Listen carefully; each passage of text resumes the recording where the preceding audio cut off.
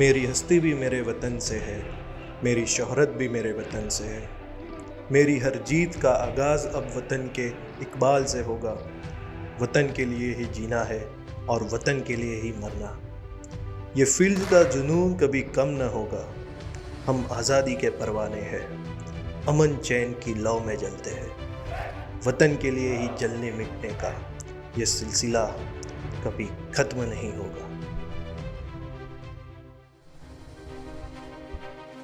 ये कुछ लफ्ज़ है जो भारतीय फौज के हर एक सिपाही को अच्छे से बयां करता है। जबकि आम लोग ये समझते हैं कि एक फौज सिर्फ एक पहरेदार है, लेकिन जब भी हिंदुस्तान की सरजमीं पर आन पड़ी, तब हर बार हर वक्त भारतीय फौज ने अपना सब कुछ दांव पर लगाकर हिंदुस्तान की आज़ादी को कायम रखा है।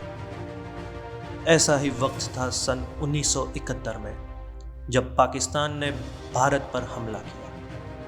उस वक्त इंडिया की तीनों फौज ने मिलकर एक ऐसी मिसाल बनाई जो आज तक पाकिस्तानियों की नींद उड़ा देती है। लेकिन जब भी जीत बिना कुछ खोए नहीं आती। ये जीत उन जाबाज सैनिकों की वजह से आई जिन्होंने इस जंग में अपना सब कुछ कुर्बान कर दिया। 3 दिसंबर 1971 को पाकिस्तान ने शाम को इंडियन एयरफोर्स के फॉरवर्ड बेसिस पर अचानक से बमबारी शुरू कर दी और पूरा पश्चिमी मोर्चा खोल दिया। ये जंग का ऐलान था। कश्मीर हमेशा ही पाकिस्तान की नज़रों में रहा है, ये हम सब जानते हैं। और 71 में भी उसका यही प्लान था कि किसी तरह कश्मीर को हिंदुस्तान से अलग कर दिया जाए।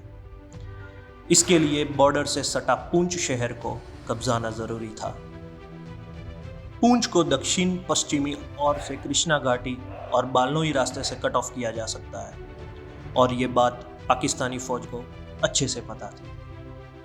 शाम करीब 8 बजे पाकिस्तानियों ने बालनोई की FDL 468 पर ताबड़तोड़ बमबारी शुरू कर दी, जिसकी जिम्मेदारी 9th राजपूताना राइफल्स की एक कंपनी के पास थी।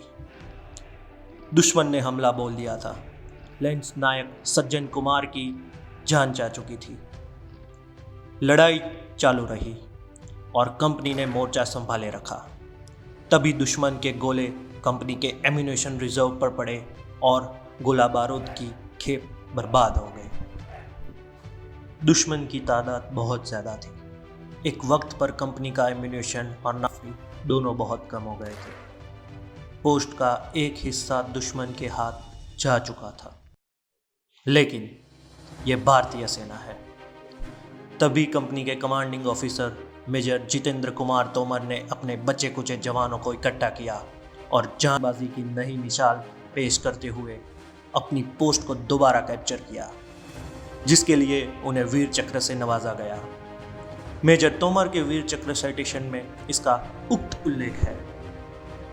मेजर जितेंद्र कुमार तोमर जम्मू और कश्मीर क्षेत्र के एक इलाके में तैनात राजपूताना राइफल्स की एक बटालियन की एक कंपनी की कमान कर रहे थे। 3 दिसंबर 1971 को भारी गोलीबारी से शत्रु ने बड़ी संख्या में इस कंपनी की स्थिति पर बार बार हमले किए। मेजर जितेंद्र कुमार तोमर एक बंकर से दूसरे बंकर में जाकर अपने जवानों को बढ़ावा देते रहे और इस तरह शत्रु को भारी नुकसान पहुंचाया, उसके हमलों को विफल करते रहे।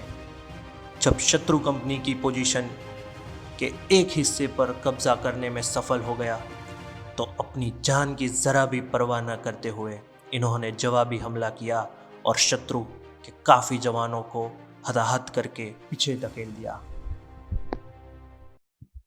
इस कार्यवाही में मेजर जितेंद्र कुमार तोमर ने सराहनीय साहस, नेतृत्व और कर्तव्यनिष्ठा का परिचय दिया। उस दिन राजपूताना राइफल्स के इन जाबाजों ने न सिर्फ अपनी यूनिट का बल्कि अपने देश का सर फक्र से ऊंचा कर दिया। मेजर तोमर, जो बाद में ब्रिगेडियर बने, उन्होंने इसका अपनी किताब braving the odds, my journey in olive green में विस्तार से लिखा है। दोस्तों, हम सबकी ज़िंदगी में ऐसा पड़ाव आता है जहां हमारे पास दो रास्ते होते हैं, या तो हालात पर सरेंडर कर दे या उसे डट कर सामना करें। यदि उस दिन मेजर तोमर भी हार मान जाते तो शायद आज भारत का नक्शा कुछ और होता।